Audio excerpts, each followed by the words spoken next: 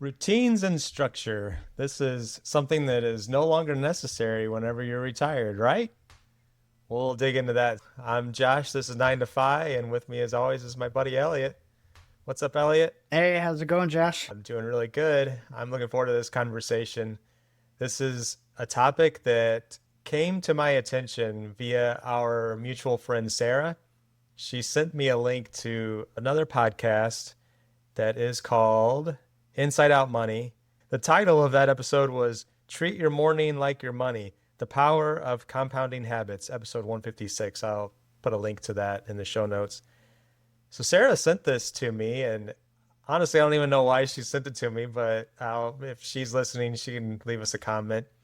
But it got me thinking a little bit about morning routines and morning habits. I listened to the podcast episode, and the host, she was talking about how she didn't really have any kind of routine or structure. She was early retired and she just let the day come to her. And some mornings she would not get out of bed till as late as 10 a.m., which really, I was shocked to hear that she has children. And she would say that her husband would just get the kids to get ready and off to school or whatever. And some mornings she would get up at 9 or 10 or whatever, but she eventually was talking to a life coach or maybe it was her therapist. I can't remember exactly. And they started introducing her to the idea because she felt like she was lazy or lacking in some way.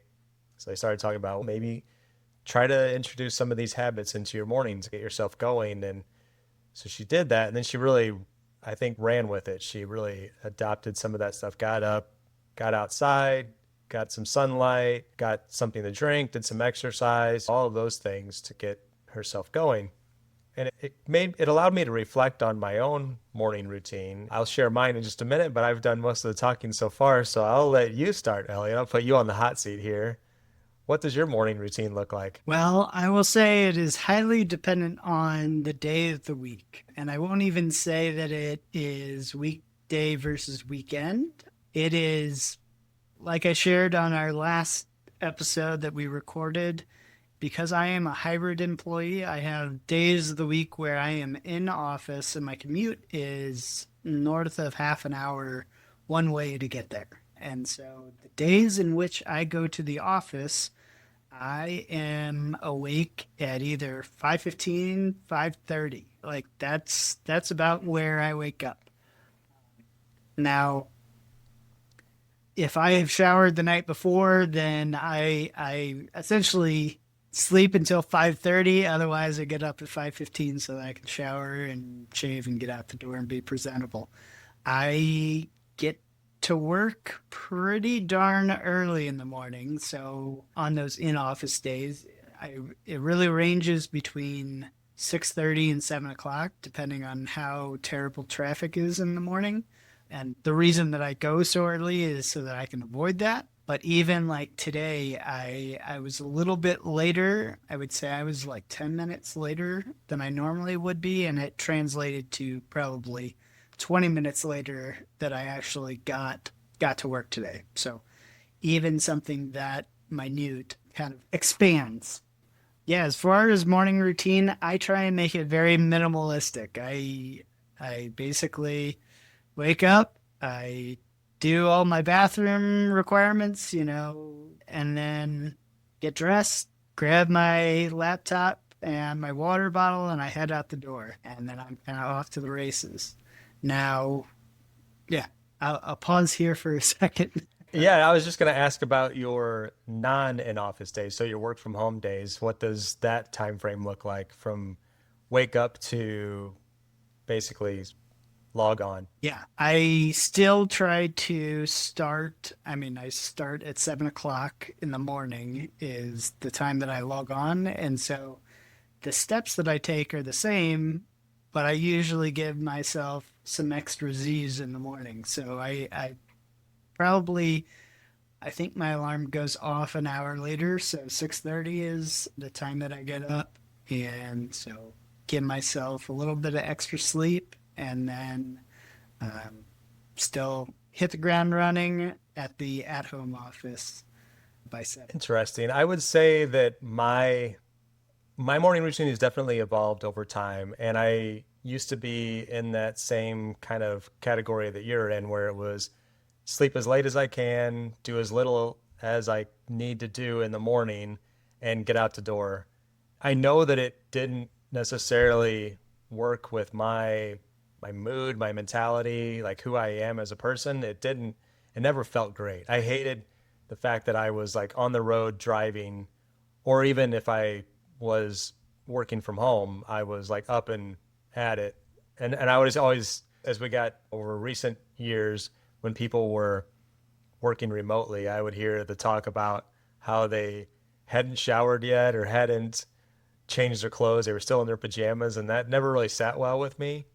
So I'll go back to I'll just tell you what my current morning routine is. And that is that Monday through Thursday, my wife and I, we wake up at 5 a.m. And that's something that we've kind of developed over, I would say, the last 7 or 8 years.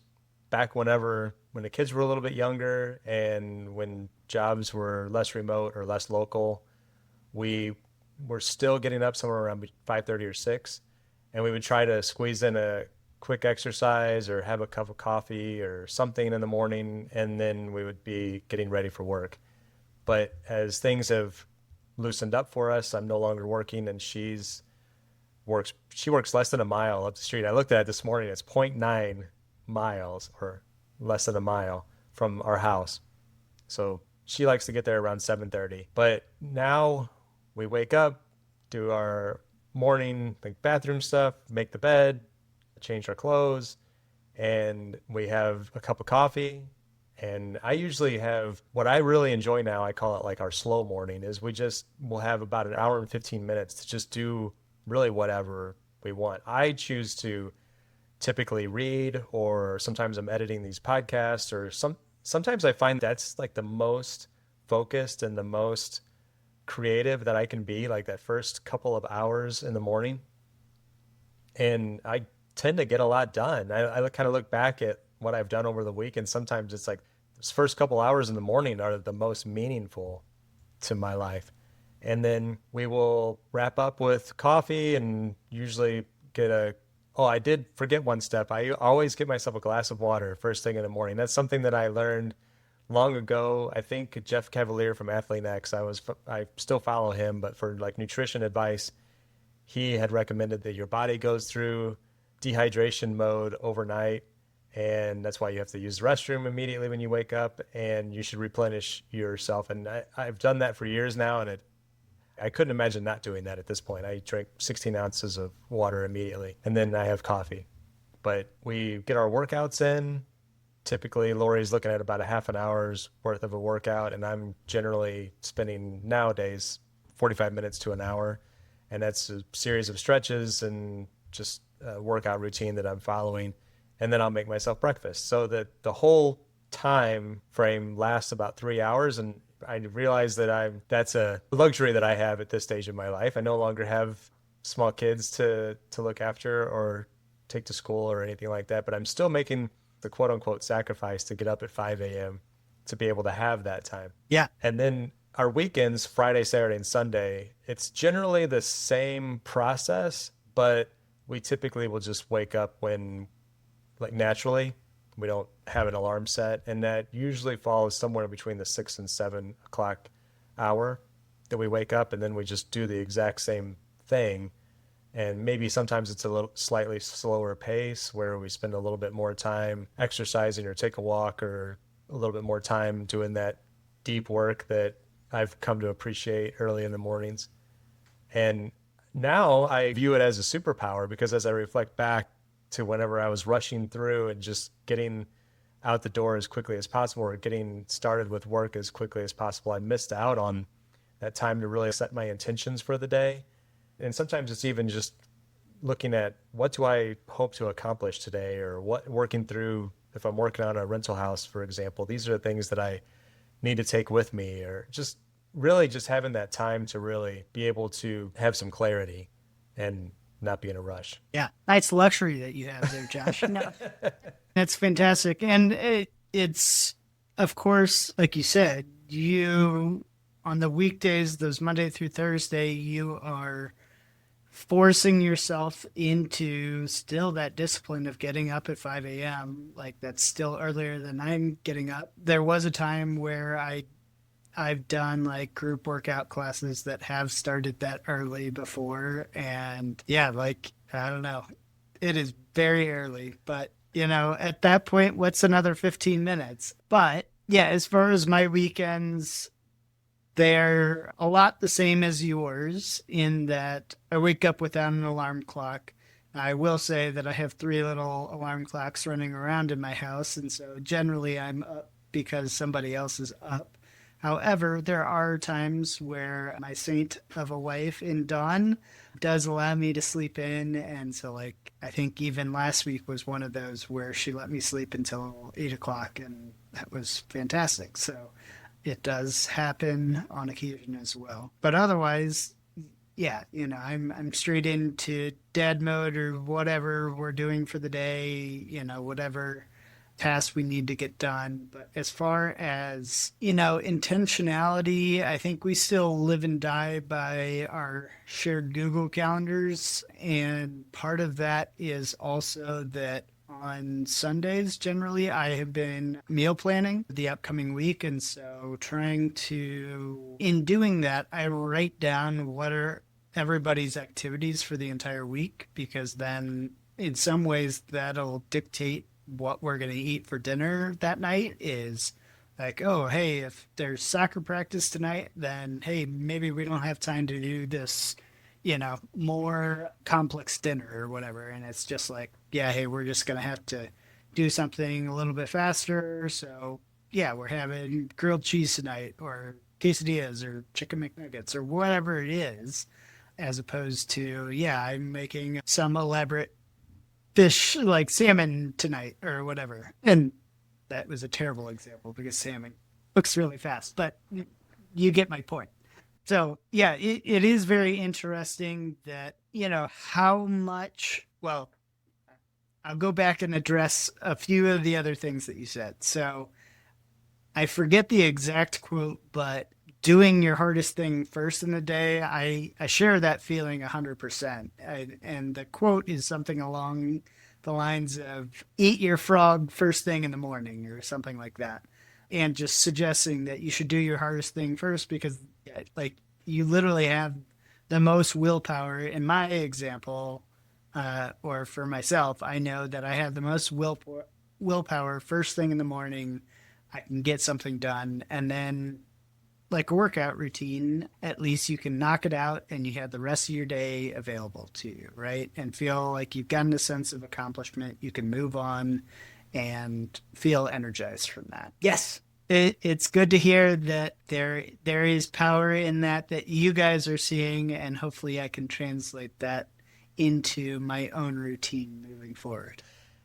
Just to be clear, I'm not here to encourage or try to persuade any kind of change whatsoever with your lifestyle. Your lifestyle is your own. I've just found that this is what has worked for me. And it was interesting that as Sarah shared that with me, I think it was last week, and I got together with my buddy Greg that same day. And shameless plug, he and I have a podcast as well. It's not anything FI related, but we just talk about our lives and things that we're interested in. And I mentioned to him that I had listened to this podcast about morning routine and talked through mine a little bit.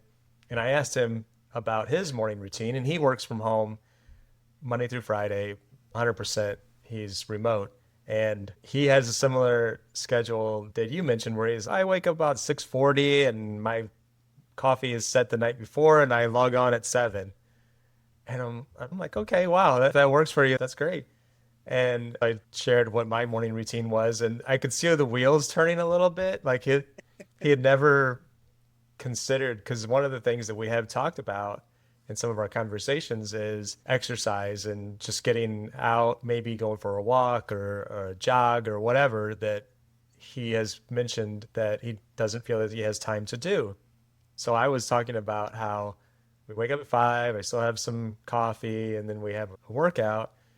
And he's like, yeah, I think I could do that. Yeah, yeah, yeah. easier said than done, Greg. Yeah, It yeah. is not always, yes, great intentions, but no, I mean, I have done it in the past. I know that its benefits are very strong once you build the habit. And I think that's the most important part is building the habit, right? Is even in the workout routine that I said that I had been doing and then broke here a week ago, is I had been doing it for 2 weeks at least. Like it started to feel like it's habit forming where it's like, yep, every 2 days, more or less, then yep, you're hitting that, Sunday, Tuesday, Thursday, you're going to do this activity. And so it is very hard once you break that habit. Like if you don't immediately go get right back on the horse, so to speak, that it's easy to fall off the wagon and not and especially if it's a habit that you haven't had for that long. Now, obviously, if you've you know, how long have you and Lori been waking up at 5 in the morning working out? I feel like I've lost track at this point. I was trying to remember when it started, and I know it was pre-COVID, so it's been greater than 6 years. I cannot recall. I know that I started, and I don't mean to say that like I'm taking credit for it, but I remember that she was of the same mentality for quite some time. And she thought, I don't have time to exercise. I can't imagine waking up any earlier than I wake up, whether that was 6 o'clock or whatever time it was. So I said, I want to make this effort for myself. I want to say this was probably in my mid 30s. So it's probably been 12 to 15 years that I started trying to make that daily habit. And then she was like, you're getting up anyway. And then it evolved to where she was joining me for the workouts. And then I would say that she's even more of an advocate for sticking to that schedule than I am. In fact, whenever we go on vacation, when we were in Vegas for 2 weeks a couple of months ago, we still have the exact same morning routine. The time shifts because we're not waking up to an alarm, but once we do, it's the same routine. It's slow mornings, couple cups of coffee, and then find the gym. And it's pretty much every day. And now it's at the point that if we miss a day or two, we both really will notice it. And it's either some form of irritability or just not feeling right, not feeling ourselves because we've taken that away from ourselves. And now I expect that it's just going to be how my mornings are for the rest of my life. Maybe some little tweaks here and there, but it really works for me now. And I feel like I may have mentioned this already, but I do feel like it's a superpower. So you found the source of my irritability, huh? I'll have to tell Dawn that. Yeah. Yeah. Now she might not. It'd be interesting if you were to say, hey, I'm going to start waking up at 5 a.m. Would she appreciate that? As far as, and that's a good point, is when you were talking about when you started the process, when Lori said, well, you're getting up anyway, was it because you were waking her up when you were getting up? Yeah, she did not feel like she could and I'm the same way. Once one of us is awake, the other one, it's very difficult for us to fall back to sleep. Yeah. Now, I don't think that Dawn and I have the same affliction. So, yes. I mean, Dawn, like, is able, I mean, I don't know how frequently she truly wakes up to me getting up at 5:30, but she's good about still being asleep at the time that I leave. And I try and be very quiet, but nevertheless, Yeah. that alarm still happens at 5:30 in the morning. So you're gonna give anything a try, or is just information? Nope. Nope. Yeah. No. The No. power No. of saying no. I'm. Yeah. The power of saying no. I'm putting it into practice. Is I will say like um my brother goes to. Are you familiar with the organization F3? Have you Yes. ever? So he has started going to F3 classes, which for anybody listening that isn't familiar, it is a free workout class for men. And I think there is also a women's equivalent that organization puts on, but they're free. They're in probably every major city. multiple groups within major cities. And so he gets up, and I think they start at 5 o'clock in the morning, which means, and they're always outside. So it is, you know, getting up and getting to the place by 5 o'clock in the morning to do a workout, a group workout with other people. And so there is certainly a part of that that appeals to me because I am certainly more externally motivated than internally motivated. And I know that about myself. And so probably you, like myself, is the fact that I know theoretically that I'm letting somebody down is more motivating than letting myself down.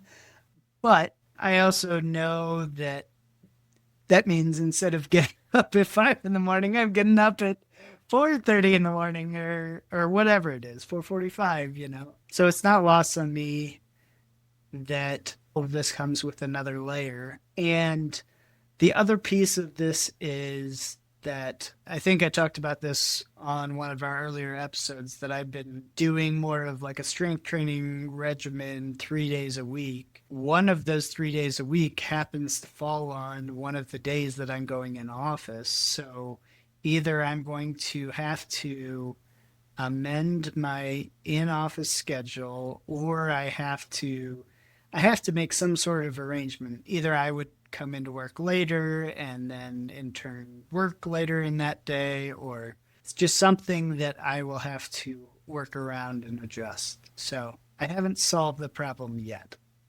Or just get up earlier. I, I mean, yeah, the anything with a four in front of it is, I mean, not even, I think, a consideration. But like, as far as what you talked about, as far as you and Lori, like what time and how long it takes you, even if you were doing like a 45-minute workout, I feel like my workouts right now are taking an hour plus just with some of the rests in between. And I know we talked about this also, like you were talking about, well, I'm doing higher number of reps, but less resting and things like that. Don't have all the answers yet, but maybe someday soon. Yeah, it's all about experimentation. I've tried that workout that you described, and it was taking considerably longer, and that's where had to maybe draw a little bit of a line. I thought that if it's taken me greater than an hour, and maybe it's a little bit too long. And then going back to your comment on F3, I was invited by a neighbor to join them a while back, and whenever I got the information and saw that I had to be there at 5 a.m., that's kind of where I drew the line too. And then going back to, I'm going to wake up Lori as well if I'm trying to get up at 4 or 4:30, and then I don't get that slow start that I'm really looking for, that I really enjoy, just being able to sit there and fully wake up, have that cup of coffee, and not be in a rush. And I didn't want to give that up. So I feel like you mentioned internal versus externally motivated.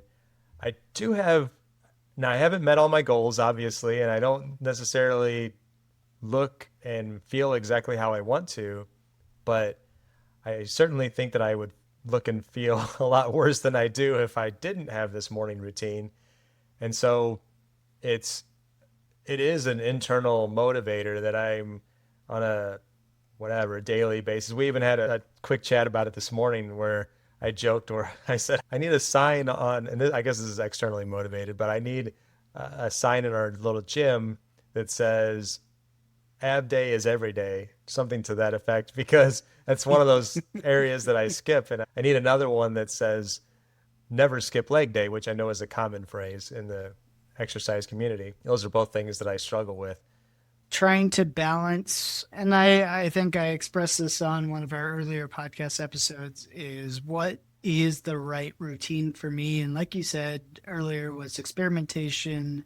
You're like Brad likes to talk about, you're an N of one, and all of that is exactly that. You just need to go try things out and see what works and what doesn't. I would wholly agree with you, is getting into a more common routine and doing it more frequently, I think, is generally just better for you as your health is concerned. Like, you know, we were told the old adage of 30 minutes a day, you know, is what you should be striving for. And so, like, if you could, I think, obviously, I'm coming from a place personally where I feel like I'm out of shape, I'm overweight, and get to the point where I'm at least now I'm just trying to maintain a better shape, then you can probably pull some of that time back down and increase that frequency.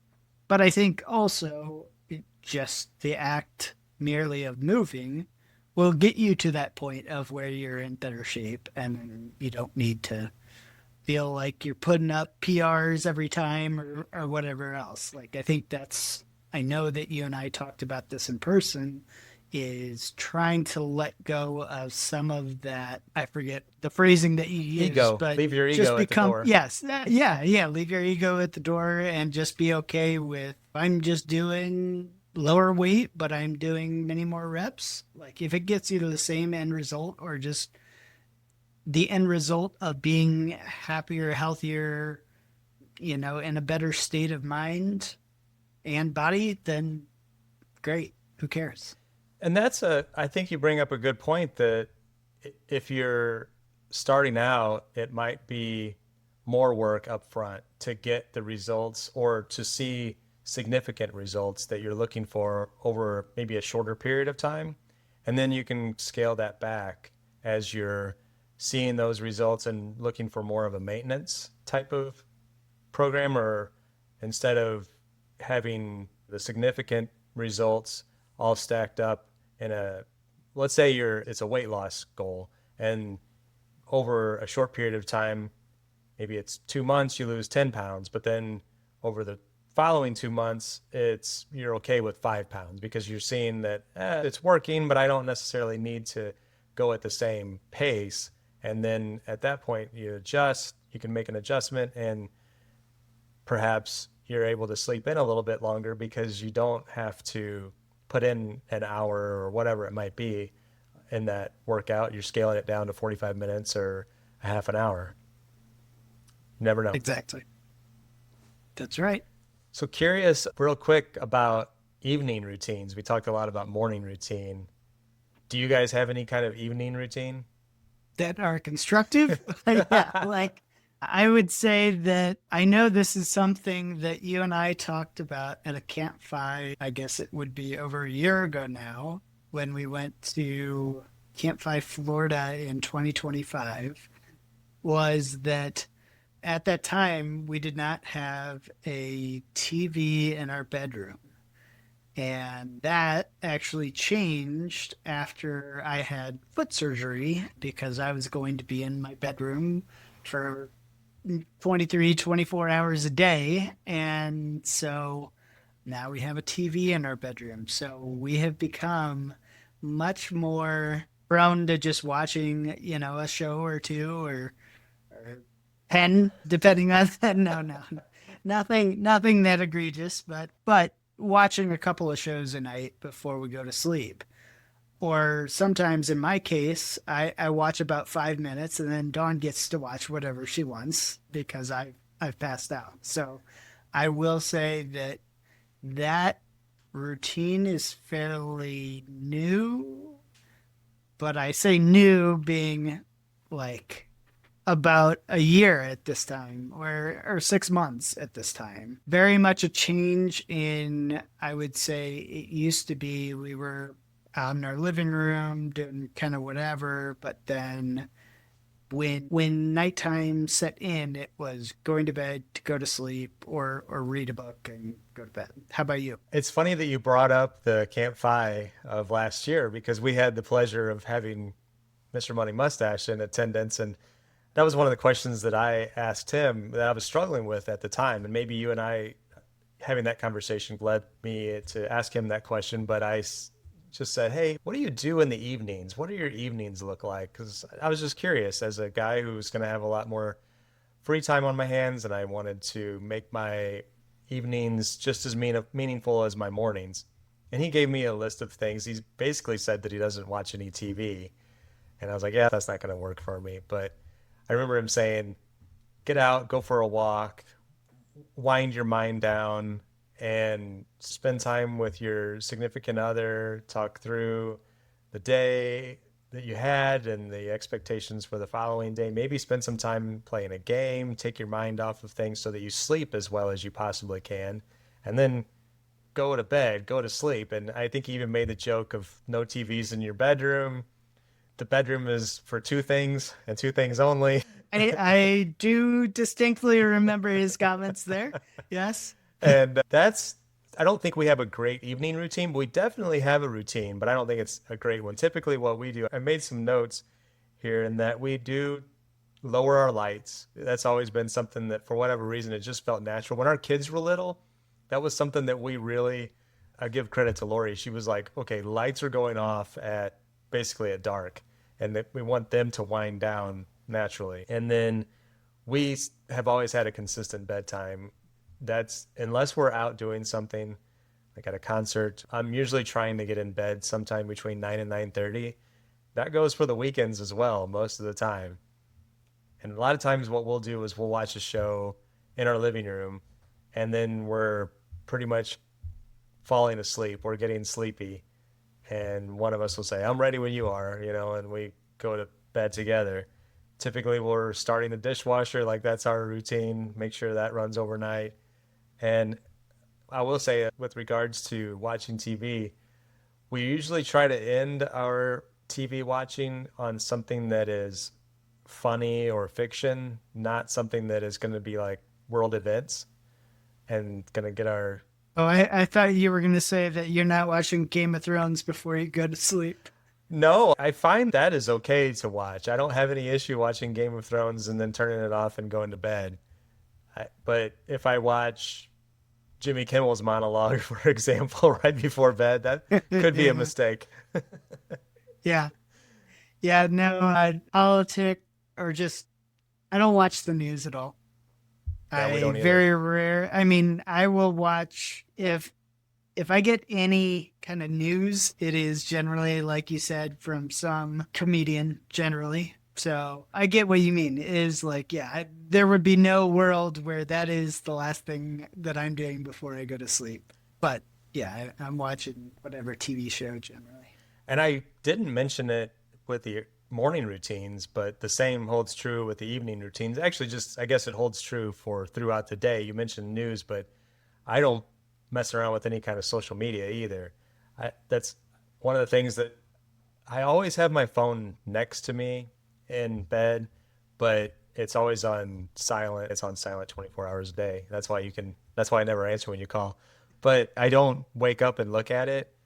I have it with me when I come upstairs after I've woke up, but I typically will just look at maybe the weather or maybe nothing.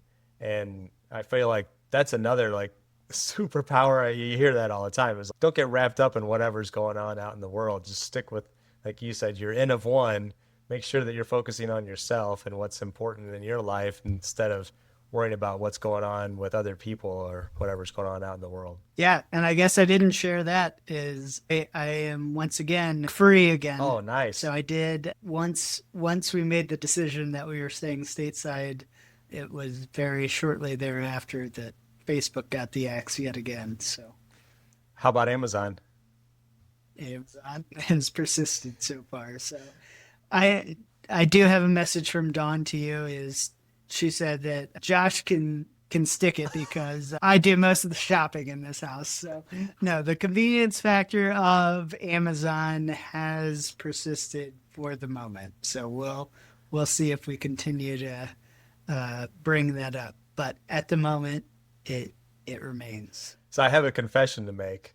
Oh The no. last time we talked, you mentioned that you were back on Amazon, and I was like, "Oh, Elliot, you were doing so well." And it was maybe a day or so later that Lori had mentioned something about Prime, and I'm like, "We don't have Prime anymore." And she's, "Yeah, we do." I'm like, "Oh no, you're killing me. Yeah. You made Yep. me out to be a liar on my own podcast." And Yeah. she said, Yeah. Yeah. "You Yeah. talked about this on the podcast?" I said, "Yeah." And she like really felt bad that she went back in and Yeah. she thinks she paused it again. I don't know if that, Oh I don't, no. we'll have to look, but Well, Tell her that she can have a pass now because we also have failed, and the draw of Amazon apparently is too strong. So Bezos does know what he's doing. It is very convenient, I'll admit. I had a couple of things that I had to order this week and it they've already arrived, so it's I get Yep. it. I will say that I personally have not ordered anything on Amazon. However, I have consumed media from Amazon, which is equally as bad. So, I'm catching up on the. Are you familiar with the series Fallout? Yes. So, I am watching season 2 of Fallout currently. So, Okay. I didn't realize that was on Prime. getting my fix. Yep. And I've watched Yep. it. I similar to that, I know that we've talked about the money leaks and really trying it's just constantly playing defense and being smart about things and we're always just in that perpetual state of trying to keep things away, but then they find their way back in. And you brought up Game of Thrones. We did have access to HBO for a while, and then we lost it. We were borrowing it from someone, and then now we've had to get a subscription to HBO because we're watching Game of Thrones. And then there's something else on there that I think we're going to watch next. So it's like we got HBO, we've got Netflix. We may or may not have Prime. I'm not even sure at this point. I know we have access to Disney Plus, but I'm not sure if we're paying for that because I clicked on it yesterday and I'm like, I don't remember that we had this. And so Daredevil Yeah, is on yep. there and I want to watch that. Oh yeah. I haven't watched the most recent on where the content has switched to Disney running it as opposed to The Netflix. first So season I didn't think it was great, but the second season just came out. I haven't watched any of it, but I've heard that it's a lot more action. that's Yeah. good. Yeah. No, I mean, I was listening to the Choose Five podcast this morning on my commute into the office today, and they were talking specifically about, I think, how did they refer to it as? It was the new tool on the podcast that's like the value matrix, I think is what they called Yep. it. So I listened to the first episode where they had set up like, oh, we're going to go through 4 case studies, and they made it through about one of them. But so I bring all of this up because Jonathan Brad had said, don't feel like you need to have any allegiance to any of your streaming providers. Like you can put them all on pause and binge your one show and then go over to your next because I mean you're right is when you start to have 4 or 5 of these things they do add up. I haven't looked at that value matrix yet. It sounds intriguing, but at the same time, I feel like it's subjective, so subjective that you might overvalue things.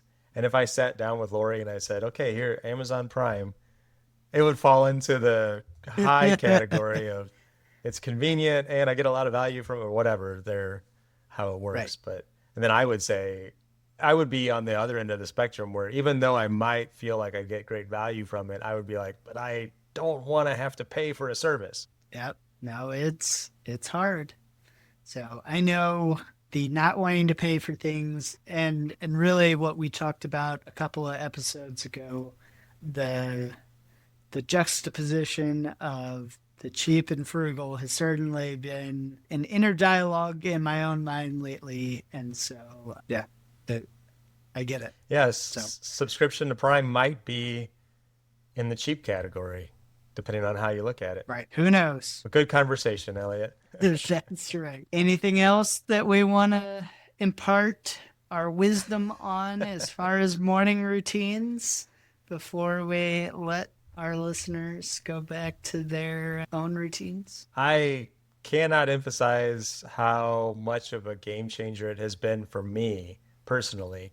And I would just encourage anybody to start small if you want to have more time for yourself and really do the things that are going to be beneficial for yourself.